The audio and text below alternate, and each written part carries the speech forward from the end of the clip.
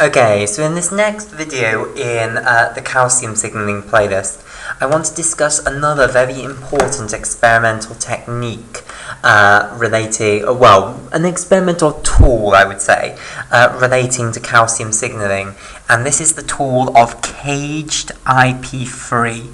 Okay, excuse me, caged IP3, or caged Inositol-1 trisphosphate. Right. Okay, so this is the motivation for what we're trying to do. Let's say we have a cell here. We know that IP3 is incredibly important in calcium signaling pathways. You know, it binds to the IP3 receptor and it primes the IP3 receptor ready for calcium to come and activate it and then cause it to open. So it binds to the IP3 receptor and gets the IP3 receptor ready to open, basically. So, a very, very useful tool for investigating IP3 signaling and its involvement in cells would be to be able to raise IP3 levels in the cytoplasm experimentally, basically, or to be able to raise IP3 levels in a specific portion of the cytoplasm. That would be an extremely powerful tool.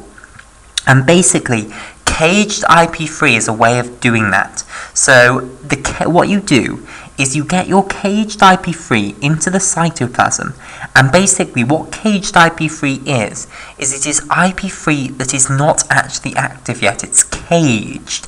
And then what you can do is you can shine UV light at a specific point of the cell, if you like. So UV light can go in here, and what UV light will do is it will uncage the IP3. It will turn the caged IP3 into normal IP3, and then basically you have uncaged the IP3, and therefore what's happened is you've raised IP3 levels in that portion of the cytoplasm which you sent the UV light into, basically. Okay, so let's have a look at this in a bit more detail, because at the moment you might be imagining an IP3 molecule in a little cage, but obviously that's not the reality of it. We need to look at what this actually entails. Right, so let's have a look at the structure of IP3. So basically, IP3 can be drawn cartoonly like so. It's, in fact, actually, we'll draw it skeletally. So it's skeletal structure. So in skeletal structure, you don't show carbon atoms. You show them as the corners, basically. And you certainly don't show hydrogen bonded to carbon. But everything else you show. So let's put these hydroxyl groups in here. And now in IP3, you then have phosphate groups on certain of the hydroxyl groups off of the inositol molecule. So here is a phosphate group. Here is another phosphate group here. Okay. O- down there, and a hydroxyl group over here, and then we have a hydroxyl group here, and then a final phosphate group over here. So this is Inositol-1 trisphosphate. So I'll just write its name down here. Inositol 1,4,5 trisphosphate, which is often abbreviated to IP3. Right. Okay. So what do I mean by caged IP3? Well, what you do in order to create caged IP3 is you stick on a great big group called a photolabile group onto one of these free hydroxyl groups, and generally this one here is picked because some of the reactions that IP3 is involved in just rely on these free phosphate groups in this position, and if you don't put a great big group there, then potentially these are still going to be able to do what they do, even if you've got a group sticking off one of these two. So it's a good idea to stick your group on here. So you stick a massive great chemical group onto this hydroxyl group, basically.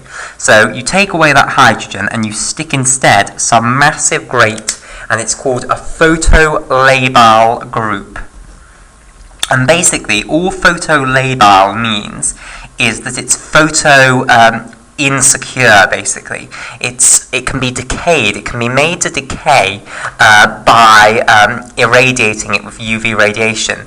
So when you shine in UV light onto this IP3 molecule with this photolabile group, which is caged IP3, that is what caged IP3 means. It means IP3 with a great big photolabile group which stops it from actually being active, basically. So this is caged IP3. Okay, right, so when you shine in UV light onto this caged IP3, what happens is the UV light causes this bond between this hydroxyl group of the inositol and this photolabile group to break off, and that returns you back to a normal IP3 molecule, and that IP3 molecule can then go and take part in the IP3 signaling pathways, basically. So you uncage your IP3. From your caged IP3, you shine in UV light and it returns to uncaged IP3, just free IP3. Now, and there's a little bit more detail that I want to talk about, which is, now we've made this caged IP3. Let's say we've synthesized this. Some chemists have synthesized this for us. How do we actually get it into the into our cell cytoplasm? You see, there's a problem with getting it into the cell cytoplasm, which is these free phosphate groups. These free phosphate groups have negative charges, so this molecule is quite polar.